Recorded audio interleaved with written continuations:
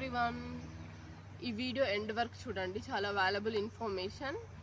ఇదేంటి అని అంటే ఏజ్తో సంబంధం లేకుండా హార్ట్ స్ట్రోక్ వస్తుందండి.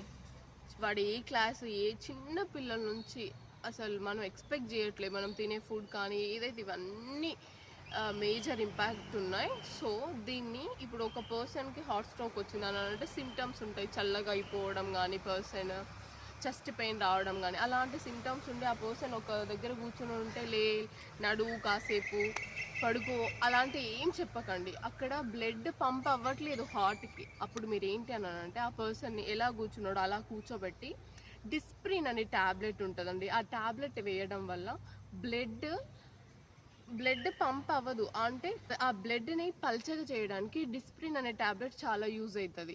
మీరు ఇన్స్టెంట్గా ఆ ట్యాబ్లెట్ వేయడం వల్ల ఆ పర్సన్ అప్పుడే చనిపోకుండా హాస్పిటల్ వెళ్ళే వరకు బ్రతుకుతాడు. సో మీరేంటి అని అంటే జస్ట్ ఆ ట్యాబ్లెట్ వేసి అప్పటికే అయిపోలేదు అంటే అతను ట్యాబ్లెట్ వేస్తే బతుకుంటాడు కదా అని అంటే లేదు. ఆ హాస్పిటల్ వెళ్ళే వరకు ఆ పర్సన్ సేఫ్ అనమాట. అంతే.